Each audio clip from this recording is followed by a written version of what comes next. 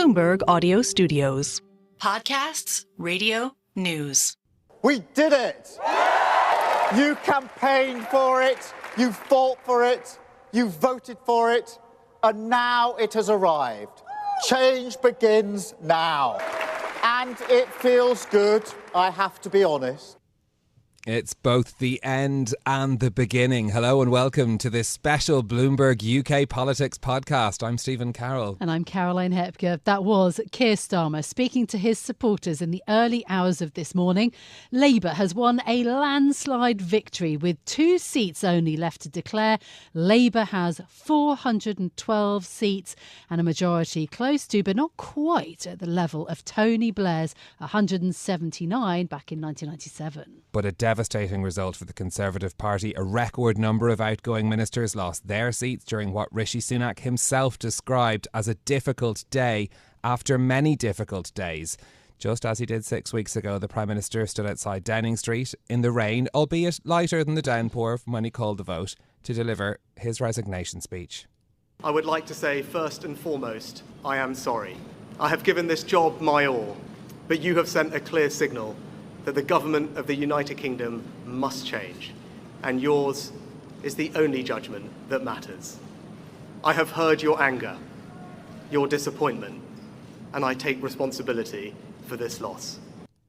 Rishi Sunak has presided over one of the worst Tory defeats in modern history. They lost 250 seats to end up with 121 MPs. He's confirmed he will stand down as leader of the party in the near future. Well, Labour, though, was not alone in their successes. The Liberal Democrats are also celebrating because they saw their best result in at least 100 years, picking up 71 seats. The Greens made a breakthrough with 4 seats. And on the right, Reform UK also took 4 seats, with Nigel Farage getting elected as an MP in Clacton on his 8th attempt to join Parliament here in the UK. All of this, though, with a turnout of 60%, the lowest in 23 years. Well, we have been guided through this election campaign by our election panel, and they're back with us as we get the results. We're joined in the studio by Alice Perry, former chair of Labour's National Executive Committee, Luisa Porritt, the former Liberal Democrat member of the European Parliament, and Chris Wilkins, former speechwriter to Theresa May. Welcome to you all. Happy Election Results Day. Alice, I think as the denoted winner of this election, what has the past 12 hours been like for you? I mean, if you consider where Labour was in 2019, like how absolutely devastated and demoralised the party was, how the campaign infrastructure was gone, the finances were a mess, and the fact that Keir Starmer was able to turn everything round in this space of time, people thought it would probably be like 2 terms before you'd be able to get the party electable again. So it's absolutely remarkable what Keir Starmer's achieved. And frankly, I don't think anyone else in the Labour Party could have done it. It's really special and massive credit to Keir and his team. Chris Wilkins, you've been quite pessimistic, frankly, every week that we've spoken to you during this 6-week campaign. How miserable of a loss is this? How much do you blame it entirely on Rishi Sunak versus the other Conservative leaders we've had over the last 14 years? It's obviously a devastating loss. Strangely, expectations work like this, don't they? When I saw the exit poll last night, I thought, actually, that's not bad. I'll take that. Some of the polls had been much worse in recent days. But in the cold light of day, the worst number of seats for the Conservative Party pretty much ever, far below the 165 seats we had in 1997, which was regarded as sort of the low point of Conservatism. So it's devastating. And, you know, there will be obviously a long post-mortem into what's gone on. But I think, you know, Rishi Sunak has to take a lot of the blame for it, both because of the 6 weeks of this campaign, which have been pretty much a disaster from start to finish, but also actually because of the way he's governed, I think, over the past 20 months. But this goes, in my view, back to the Brexit referendum and everything that's happened since. And really that injected into the Conservative Party a sense of an ideology which meant that all the decisions were made through that prism, and really meant that we got to a point where we weren't competently delivering any of the things that we said we would deliver for people. And if you do that for as long as we've done that, then people are going to turn and look elsewhere. And that's exactly what they've done. OK. On which note, let's bring in Luisa Porritt, former Liberal Democrat member of the European Parliament. I mean, perhaps amazing result for the Liberal Democrats, yes, but might be kicking yourselves for having not run more MPs, as we also have discussed in the last few weeks. Well, we stood candidates everywhere, and actually this result is remarkable from where the party's expectations were, even at the beginning of when the campaign was called. So in 6 weeks, it's incredible to see the progress that the Liberal Democrats have made.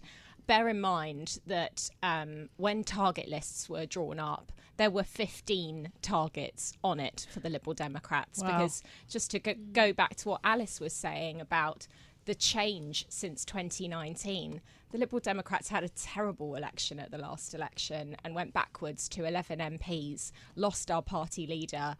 Brexit then happened. It was a real low point for the party after a number of years that have been quite difficult for the party since the coalition. So to now have 71 MPs is beyond even the Lib Dems' wildest expectations. And as we've been discussing over the weeks of this show, more and more seats have come into play each week, each day of the campaign, and we never thought we'd win some of the seats that we have, but it shows that the party is now back all over the country. Okay, you say that so gleefully. Wonderful. Yes, it must have been the big focus on water and all the Liberal Democrat stunts that we saw in the 6 weeks. They got a lot of attention, didn't they? Just going back now to what we think is going to be the first item on the agenda for this new Labour government. I've been discussing all morning with business leaders what they think it's going to be. Quite a bit of excitement, but also a real desire to understand what the detail is, because the manifesto didn't give us that much information. What do you think? I think that's absolutely right. The manifesto deliberately gave Labour space to manoeuvre because they didn't necessarily know what circumstances they'd inherit. But getting economic growth is a huge priority for Labour. Getting infrastructure investment, planning reform, creating the kind of environment where the economy will grow, because the whole promise was that the country now is in a state of managed decline and Labour can offer hope to turn that round. So then the work to actually begin to do that, grow the economy and also build stronger relationships with our international partners and so on, will become really important. But it's not a day of total triumphs, though. I mean, there are some of the members of the shadow cabinet didn't make it through. Jonathan Ashworth, Thangam Debonair as well, not winning their seats too. I mean, who should we be thinking about in terms of who's going to rise to take those places in the party? It's such an interesting question, isn't it? And there was the concern that there were more shadow cabinet members than cabinet positions as well. So in some ways, there'll be a lot of competition as well from some of the new MPs as well. Douglas Alexander was interviewed about it and was making his point that it's all in Keir's gift. There are some very talented people coming into the Parliamentary Labour Party.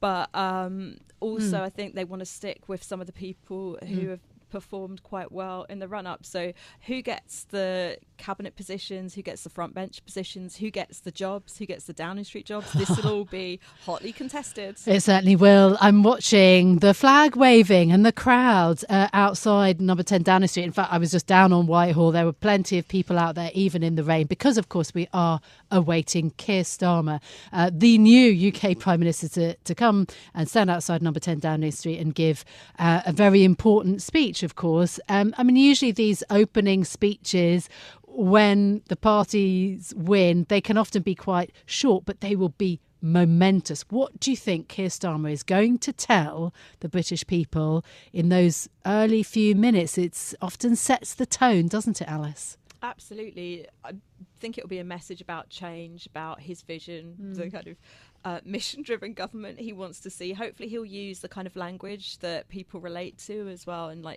one thing Labour have been doing quite effectively is message discipline. So keeping that message discipline tight and that reversing that managed decline and giving people hope for the change, and actually being able to back that up by delivering something over the next 5 years to try and hold on to some of these seats that will have very precarious majorities. So building on that will be hugely important for Labour. Yeah, Chris, I wonder, given your experience in Number 10 as well, I mean, how do things play out in those early days? Is it sort of a lot of people trying to find somewhere to sit? Yeah, it is quite a lot like that. It's Number 10 is not exactly a building that's very well equipped for running a modern government, to be honest. So you literally have to go in and claim your spot, claim the office that you want, find your way around. There's a great team in the building who sort of make you feel at home and comfortable, etc. The civil service will be prepared for this moment, and some of the civil servants in Number 10 really second to none. So you certainly have that. But it's not a particularly slick operation. It's a funny thing. You have to go and meet the cat and things like that. Yeah. But for Keir Starmer, he'll have immediately some things to do. He has to write, for example, the letter that goes to the nuclear submarines. What's he going to write in that? And there are a few things like that he'll have to do that the Cabinet Secretary will make sure happen straight away while his staff are making themselves at home. But then you really have to, hit the ground running and occupy the space, because there's a lot to happen, appoint Cabinet, all of these kind of things. It's an extremely busy day at the same time as trying to manage all your home life and things like that. And Keir Starmer, obviously children and things that you have to manage. So a lot going on. Yeah. But it's say a great team in Number 10 to actually settle you in and make you feel at home. Yeah, absolutely. Keir Starmer's constituency is not terribly far away, of course. The moving truck doesn't have to go far. No, it doesn't. Yeah. It doesn't. It's in St Pancras and Kilburn, right in virtually the centre of London. Look, just a little while ago, I was also speaking to a newly elected Labour MP, Josh Simons from Labour Together, of course. He is seen as a significant kind of policy voice. And it was interesting when I said to him, what is going to happen first? Audit. That was what he said, that the incoming government are going to audit exactly what is being spent where. And I sort of wanted to understand what came at the end of that sentence. Audit in order to do what? In order to spend more? In order to raise taxes? In order to do what? Alice, I wonder. I think it's to see what's possible. And there's so many crises going on already, and funding crises, urgent funding needs. And there's a lot that Labour want to do, and more that they want to do than they were able to necessarily put into the manifesto. But this will depend on the resources available to do that in the short term. So audit will be extremely important. And, they want to open the books on some of the past as well, and get into some of the ways things have been spent, either if it's Carillion or COVID frauds, get into some of that too. A revisiting of that. Okay, interesting. Luisa, when we look at the parliamentary maths, the Lib Dems are a much bigger force in Parliament now, and the Conservatives much diminished. What sort of opposition will the Lib Dems be? Yeah, absolutely. I mean, this is a huge deal for the Liberal Democrats. For one thing, the party's going to have 6 questions at PMQs every week now, whereas some weeks we've barely got one in before. So there's going to be many more opportunities to table the issues that the Lib Dems were talking about during the course of the campaign. Now, we know that Ed Davey put health and social care at the heart of his campaign, and he's reiterated this morning that he will be putting pressure on Labour to introduce an emergency budget for health and social care. So we can expect that to be the top priority.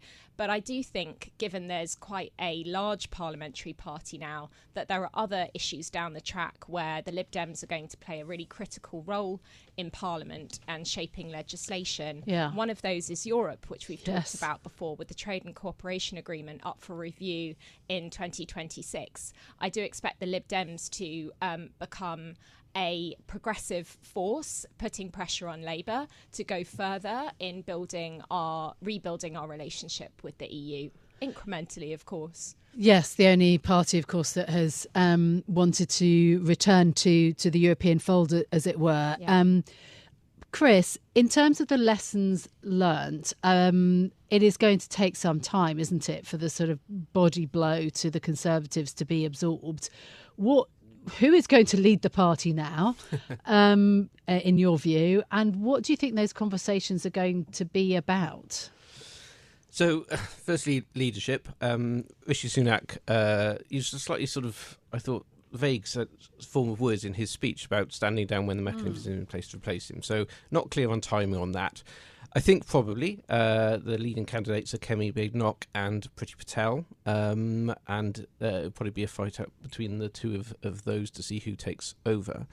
But the broader conversation is which direction the party goes in. I think there's a growing consensus that a lot of what we've seen over the past sort of 12, 24 hours is the result of this lack of competence and lack of delivery in government. But the reason is why, the question is why has that happened?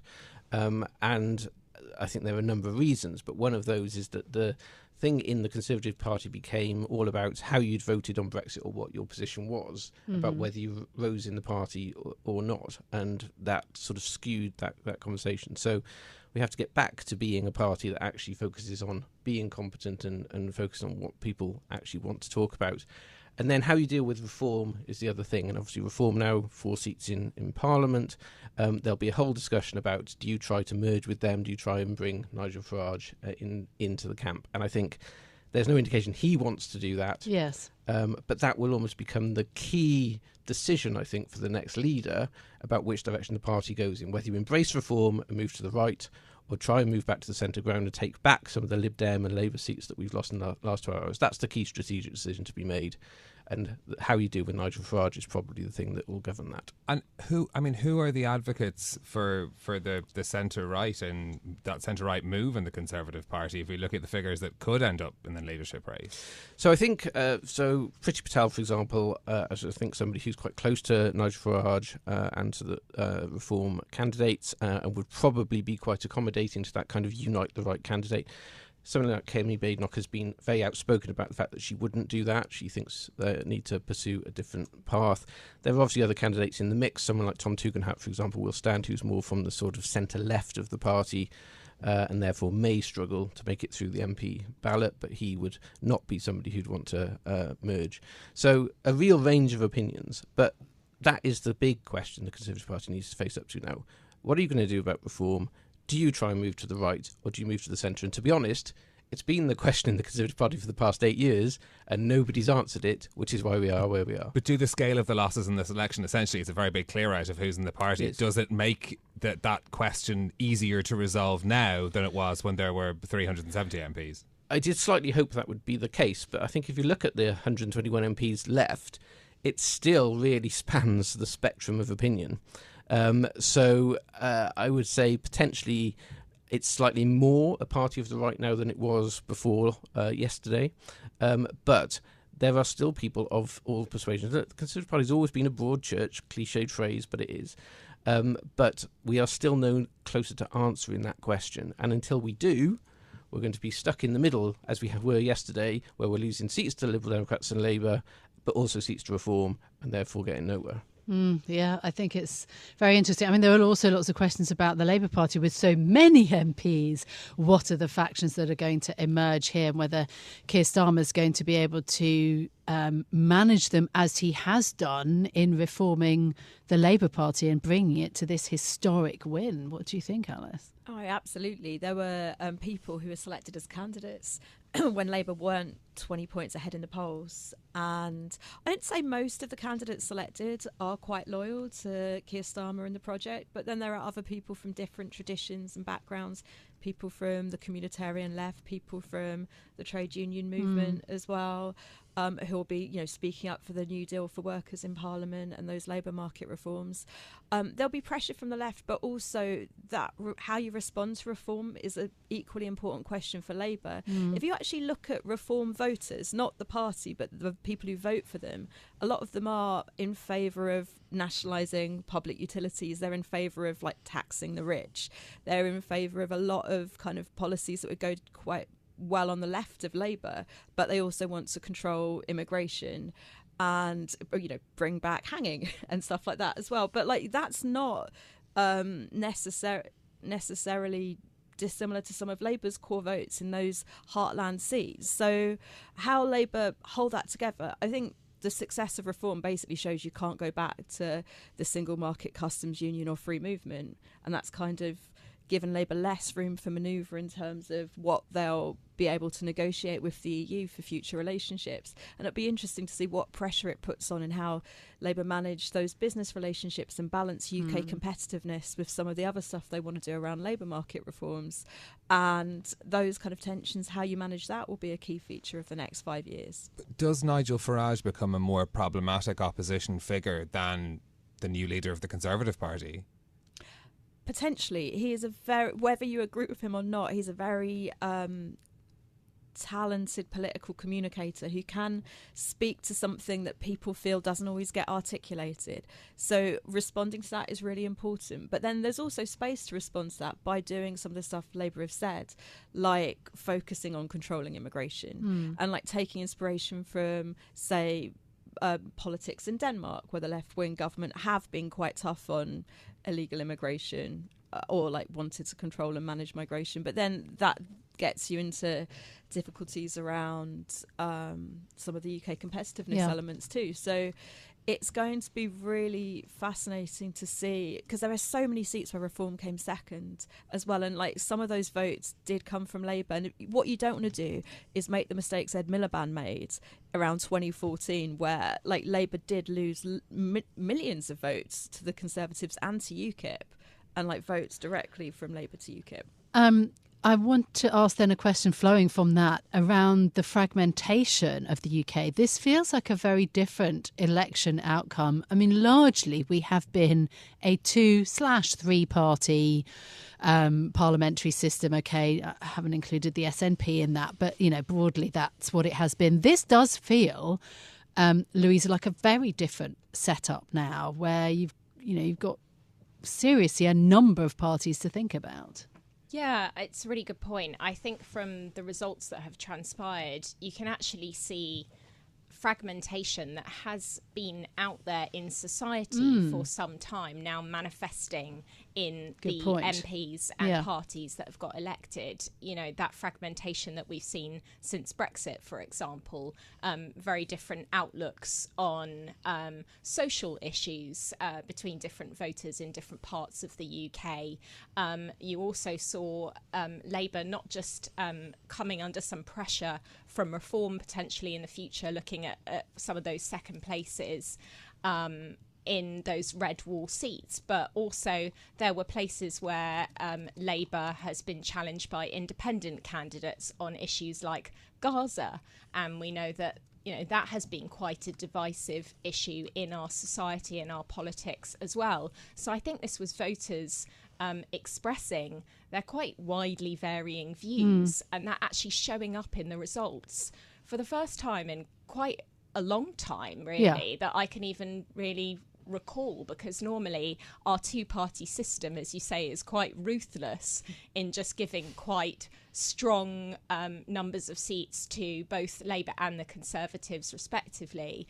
Obviously this time the Conservatives have seen the kind of brunt of voters' anger across the board, but there are some problems stored up there, I think, for Labour in the future as well, and obviously they're inheriting a very difficult economic climate to deal with too. Okay, well, this is the moment where we're getting the pictures, of course, of Keir Starmer meeting the King Charles, and now just leaving the palace. So in terms of the process, we're getting closer to getting to that speech that the new Prime Minister is going to make. He will have had that conversation with the King in order to get the say-so to go forwards and form a government. Yeah, exactly, to be appointed Prime Minister. So that's key procedural matter happening this morning as well. One other factor that I wanted to discuss, though, with really the three of you is turnout, right? We're talking about turnout in this election at around 60%, so not quite the lowest in 100 years, not far off it, the lowest since the 2001 general election. Chris, is that part of the rejection of the Tory party? Is that why turnout is so low? It is, I think. I think none of the parties particularly inspired people as well. But there's a theme here as well as the fragmentation piece. There is a theme around anti-politics generally. And I think this is a concern. I think it's a concern for all of us. I wrote a speech for Theresa May many years ago, August of 2016, talking about the good that government can do. And its argument basically was that if mainstream politicians don't step up and do things and actually deliver for people, they are going to turn elsewhere, to the fringes, to the margins, and we don't want them to do that. And I don't think that has really been answered in the years since. So the turnout is reflective of that, but also some of that fragmentation, these other people coming through, is really an anti-politics vote, a rejection of the mainstream parties. So, I wish Keir Starmer well and Labour Party well. They need to get on and deliver some things, because if they don't, we could be in 5 years' time in a very dark place, I think, as a country.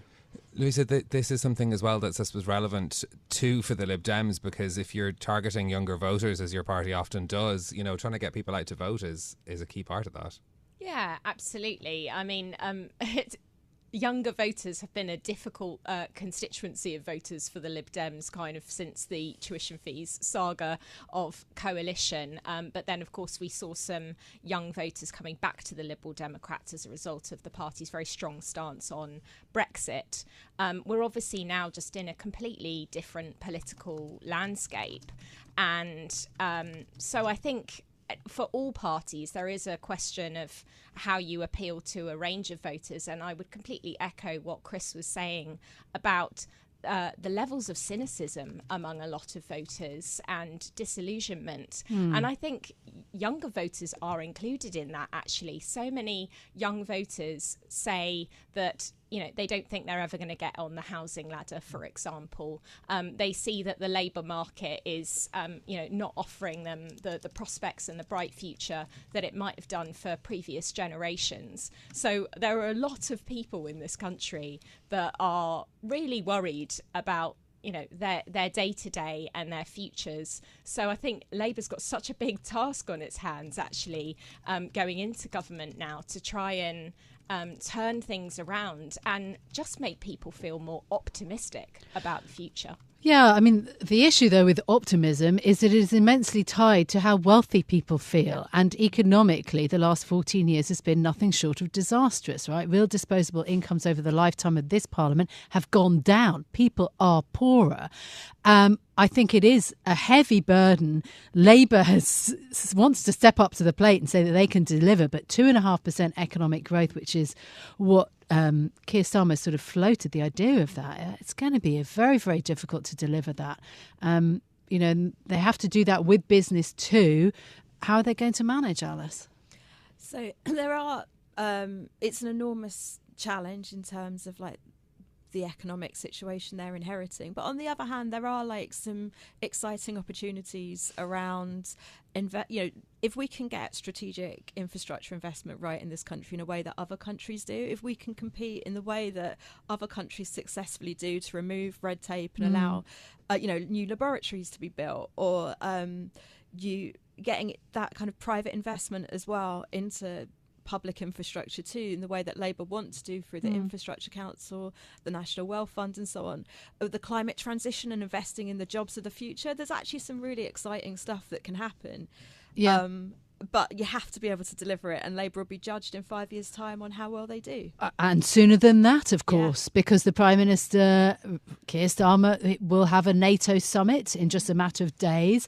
Then there'll be the European political community that is meeting here in the UK. So, there's going to be a number of immediate steps where the Prime Minister is going to be seen and is going to, have to deliver and maybe reshape some of the UK's relationships, or at least lay out what Labour's relationship is going to look like. How do you think he's going to handle those big moments?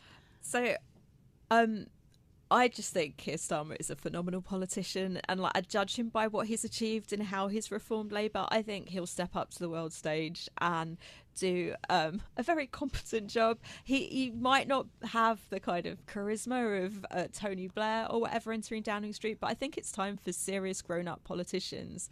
And Keir Starmer, Rachel Reeves, the team they have with Johnny Reynolds and so on, I think they're going to deliver, and it's an exciting time. And this is the opportunity that Labour have wanted as well. They actually want to be in government. We've got 13, 14 years worth of people's policy priorities, and it might take 2 terms to set stuff right, but hopefully the scale of Labour's victory yesterday means that they'll be able to build something really substantial for the future that the whole country can unite behind. The scale of the challenges are huge, but this is what Keir Starmer wants to achieve. It's why he came into politics. Yeah, Luisa, we're going to let you go in a moment, but just a final thought from you. Are you optimistic for this Parliament? Yes, I think broadly. Obviously more optimistic now there are more Liberal Democrat MPs in that Parliament. I do think there are a lot of big issues that are going to come on to the table over this period, and Britain needs to make some big decisions about its future. One of them being, how much do we want to lean into the transition to a green economy? And we were talking about the opportunity that lies there, but we also know it's one of those things, talking about these divisive issues, that's become like a culture war in this country. And I do wish Labour well, actually, in tackling that, in partnering with business, in recognising the investment opportunity that there is, so we don't fall behind international competitors further, as we have done over recent years by shooting ourselves in the foot largely through Liz Truss's mini budget, Brexit, you name it. So I think we're going to at least enter a period of stability, and that means a lot to a lot of people. Yeah, interesting. Yeah, the net zero issue is going to be significant. Already this week you had the CBI, the biggest business lobby in the UK, the Institute of Directors, talking about the £57 billion that the next government could see in terms of economic growth if the policy is tied closely to net zero. I think that's a very interesting point. Luisa, thank you so much. Well, on that point of Brexit, I want to come back to you, if I may, Chris. Do you think we actually have moved on? Brexit was a low point, I think, for economists and for people who wanted kind of, in some ways, really fact-based and evidence-based policy making. Brexit, in some ways, really was the moment that was blurred here in the UK. Do you think we have come full circle and come back to kind of, as you were saying, Alice, kind of serious politicians and serious policy making? Well, I hope so. And I think, this is in a sense the reassertion of that kind of politics, of sensible sort of fact-based politics. And, that's the kind of person that Keir Starmer is. So you hope that's what we see now as he takes the office and as he governs in that way. But I do think, as I said earlier, there is this broader anti-politics sentiment out there, and it's a huge challenge, and we're seeing it in other countries as well. I mean, if you look at what's happening in France, for example, you're seeing the same thing. President Macron there in many ways has been a very successful president, and yet is facing this sort of wave of anti-politics sentiment at the same time. So how to address the more emotional side of politics, the way people respond viscerally to some of these parties, some of these issues, is a real challenge for all politicians. And one thing for Keir Starmer is I think he will be very good at the detail and very good in that sort of lawyerly way of probably focusing on detail and delivering policies, delivering changes. Can he engage people at an emotional level so that they understand the story he's trying to tell about his government? Because ultimately that's what Nigel Farage and people like that are very good at. They're very good at telling stories and moving people emotionally. They're less good at the facts. What we need is somebody who can combine the two effectively, and I think we're yet to see from Keir Starmer that he can do the storytelling piece. But if he can, and combine that with delivery, then maybe actually we will be able to get through this sort of anti-politics sentiment and get people back to what I would regard as the mainstream. Alice, has this election turned the page on Brexit, do you think, for UK politics? I think we saw that in the council elections last year, actually, and those constituencies that voted Leave voting Labour again. I think we've passed that now, and I think it's important that Labour were clear as well that they weren't going to undo the result of the referendum. We've just got to make... people cringe when Labour say this, but make Brexit work and just get on and do what you can within the political... reality that you find yourself in. There can't be any going back. It was the biggest political moment of like a generation, and it's settled now. In terms, though, of the backing that Labour has, there was this question arose when Rishi Sunak took over from Liz Truss after the disastrous mini budget about whether there was, whether he had a mandate to govern effectively, because he didn't do it via an election, although he's called one now, and lost. Labour won, less than 34% of the votes. I mean, is that the sort of niggling issue that people forget about in the huge deluge of seats that you're going to have. But actually, does that undermine the government over time? It's such an interesting question, and already on social media a lot of the Corbyn supporters have been saying, look, Keir Starmer hasn't advanced on Jeremy Corbyn, but the reality is quite different. And what Labour did unsuccessfully over the years was stacking up votes in these, in their particular seats, and not winning over those key marginals that decide the outcome of elections. So I'll take the vote being spread much more efficiently if it means Labour can actually win a majority. There are problems for the future. That's without any doubt. But now is the time to actually just celebrate and be relieved at what Labour managed to achieve, and they can address those issues down the line. And all those MPs with marginal seats can work hard over the next 5 years to try and hold them. Alice, I'm going to give this one to you then. Come on. You're sounding so gleeful. You've got to have a moment where you just talk to us about the campaigning, because Rishi Sunak took his own party by surprise by calling a snap general election. He kept that information very close to him. We know only to the kind of inner circle. But it seemed that Labour were ready. Were they ready? Was the campaigning all ready and the posters already kind of worked out? So Labour absolutely were. Morgan McSweeney, who's an absolutely amazing figure behind the scenes, has been insisting for ages that the election was going to be April, May, June, ended up being July. But so Labour did all the candidate selections, they did the fundraising, they did the business relations for a year and a half in that period leading up to it, so they would be prepared. And they also wanted to give members the chance to select candidates as well, because they didn't want to have to impose in the way they did in 2017 and 19, which for the large part they did successfully.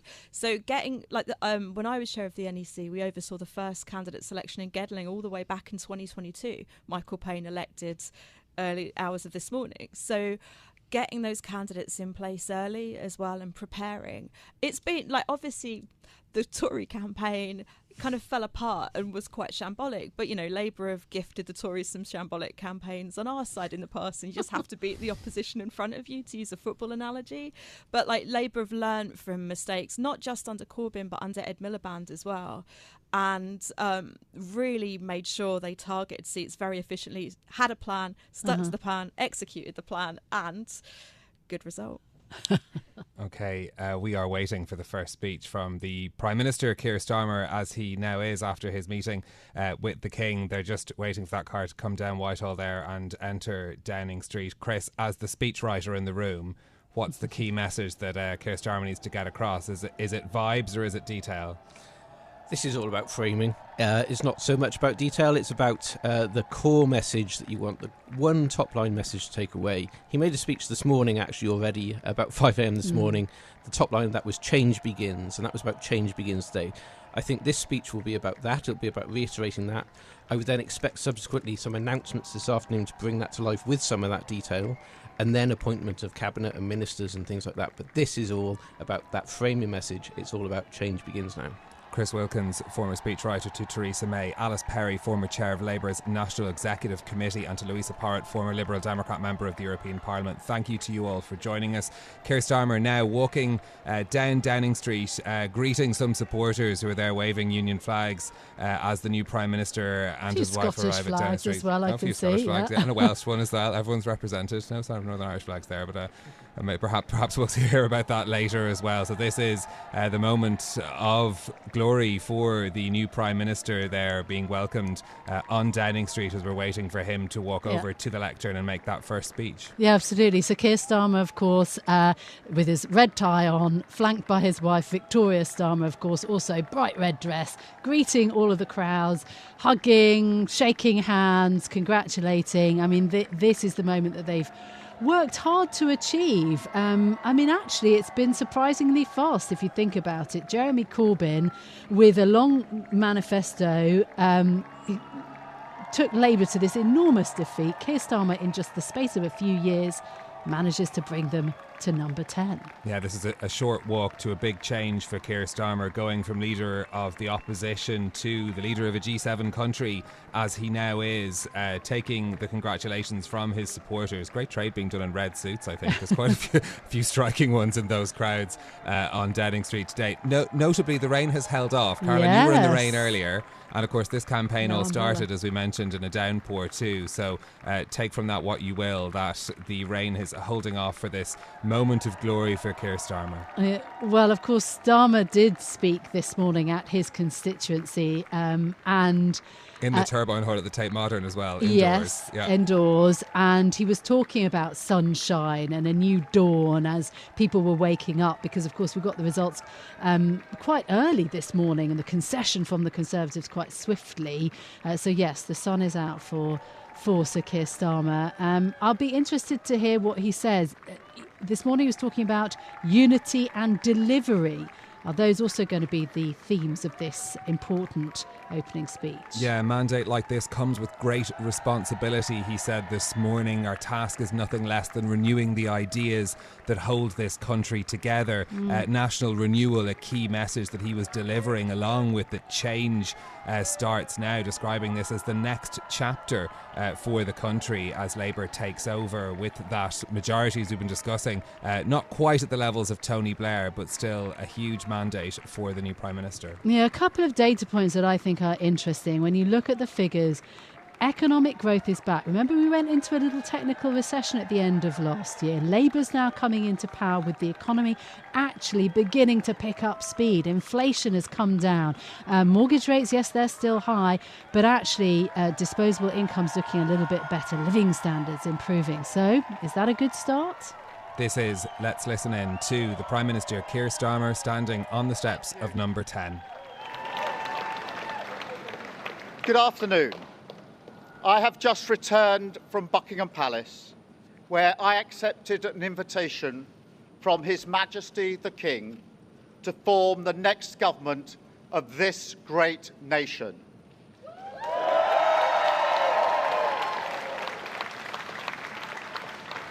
I want to thank the outgoing Prime Minister, Rishi Sunak.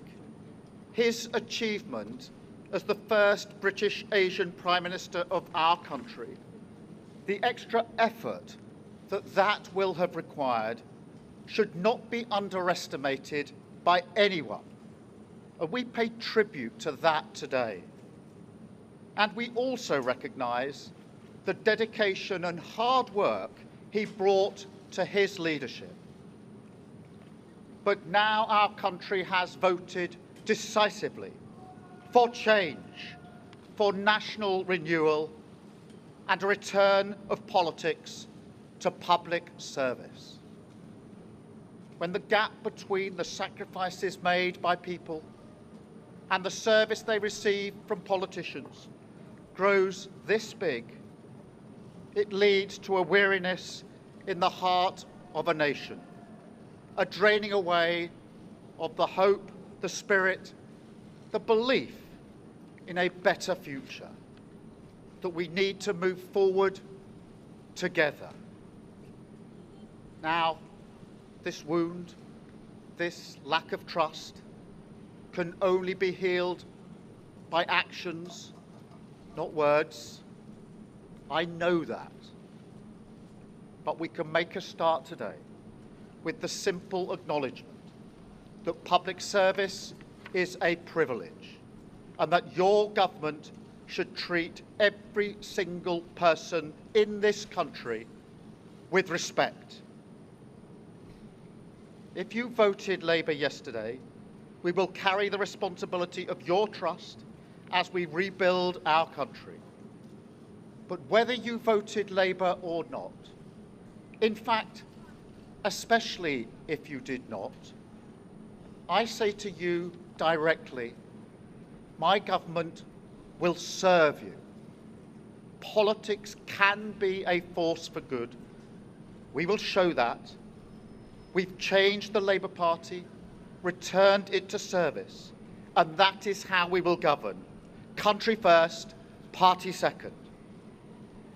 Yet, if I'm honest, Service is merely a precondition of hope, and it is surely clear to everyone that our country needs a bigger reset, a rediscovery of who we are, because no matter how fierce the storms of history, one of the great strengths of this nation has always been our ability to navigate a way to calmer waters.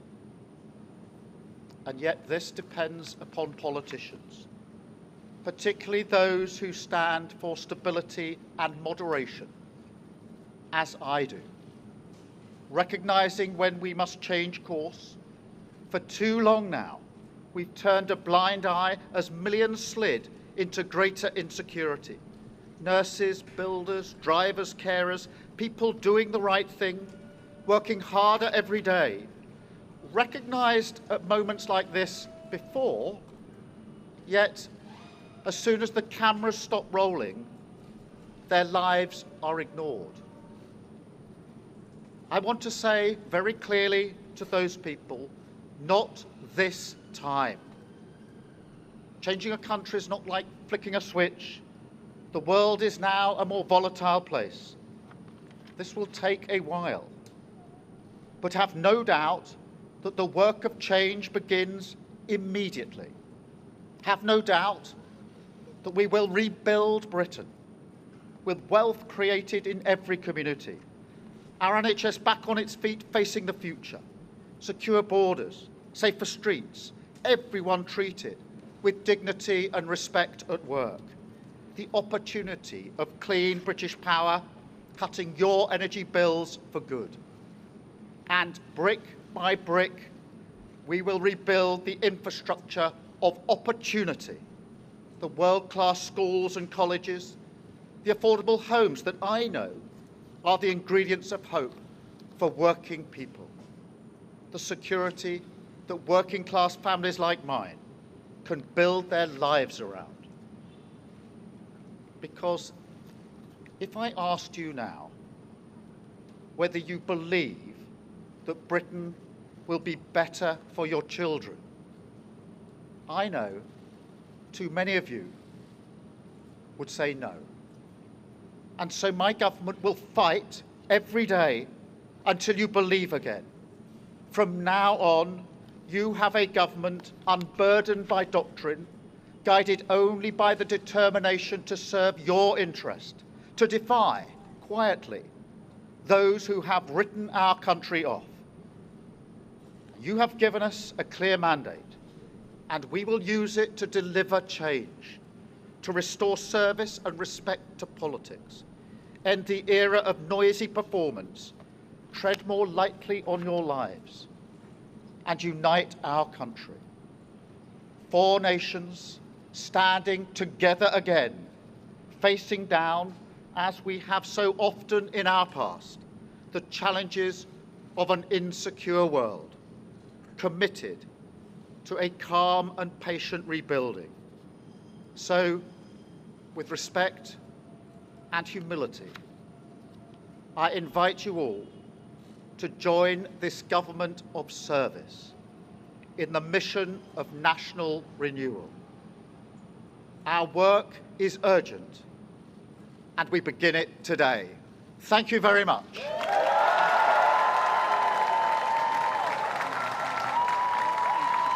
Outside Downing Street, talking about, putting emphasis on the government of service, as he mentioned there, focus on stability and moderation, the end of an era of noisy performance. This is the first message, echoing some of the themes we heard from the Prime Minister in the early hours of this morning. Yes, absolutely. He asked whether people out there thought that Britain would be better for their children and that his government was going to fight to make it so. I thought the line that struck me was unburdened by doctrine, i.e. that the Labour Party is going to try to deliver. I thought he gave very generous thanks to the outgoing Prime Minister Rishi Sunak. It was quite a respectful way of beginning the speech. But he said the country has voted decisively for change and we have to make a start today, and that politics can be a force for good. I mean, a very, very hopeful speech, isn't it? Yeah, it certainly is. I'm keen to get the views of Alice, who's still with us. Alice Perry, former chair of Labour's National Executive Committee. Did Keir Starmer live up to your expectations?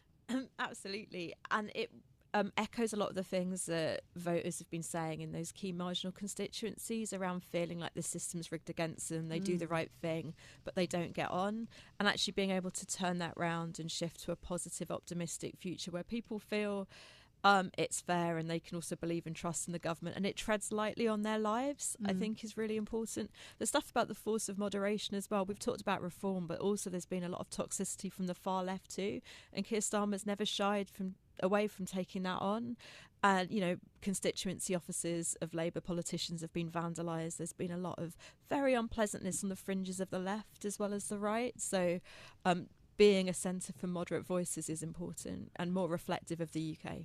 And I think it'll be fascinating when we understand and pass actually what happened online in this election. That usually does take a little bit more time. Which of the messages on social media really struck a chord with people in the UK, I think is going to be very interesting.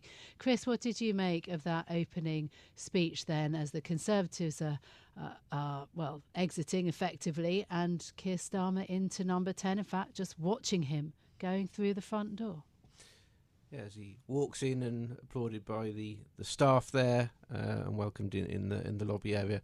I thought it was a powerful speech that showed that Keir Starmer and the Labour Party really understand quite clearly what the drivers are that have led them to this point. And in particular, a theme he's emphasised this in the campaign, is about returning politics to public service and it being a privilege to serve in that way. And I think that taps into a real sense which has come across in focus groups, opinion polls, that by the end the Conservatives had really sort of lost that. We saw in the campaign, you know, the scandal around the betting, for example. We remember Partygate, we remember things like that.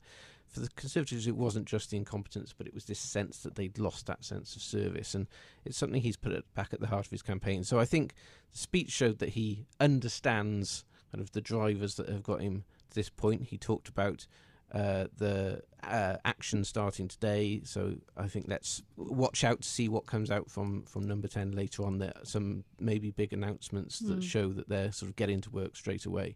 Yes. But it was a powerful speech, and it was a speech that was really authentic, I think, to the man. And that's really important in politics. So it was well done. Yes, authenticity. I think that's a very good description of it. I think that the business listeners out there will have been tuning into the opportunity of clean British power and the rebuilding of the country brick by brick is what Keir Starmer talked about. How is Labour going to deliver on some of those big promises in terms of the energy transition, in terms of rebuilding homes? I think that's going to be, you know, really a huge challenge. He just alluded to it there. Is there going to be enough fiscal room and enough private partners to deliver that? And maybe we'll see in the early months who comes forward, international investors, domestic investors. Actually, the stock market today has done quite well. It's done reasonably well in the last few weeks. So is sterling. Yeah, indeed. I mean, look, the question of looking at shares in home builders this morning rising after, of course, in the hopes of that planning blitz that Keir Starmer has promised as well. This is going to be a very testing time for the new Prime Minister as well. The message, though, of unity coming back in there, and he did mention the four nations, and it's worth saying as well that, you know, when you look at Labour's performance across Scotland and Wales, a great performance in Wales, the Tories lost all of their seats there, big jump in seats in Scotland as well, the SNP losing 38 seats so far. The two that are left, by the way, if you're interested in the counts that are still ongoing, there won't be any resolution of those for a while. In Scotland, Inverness, Skye and West Rossshire has been delayed until tomorrow. That's because of discrepancy in the verified votes total. And South Basildon and East Thurrock is going to recount this afternoon there as well. So we won't have those final two seats for some time, until at least tomorrow anyway, before we have the final tallies as well. A word too on Northern Ireland as well, where we saw the DUP lose 3 of their 8 seats.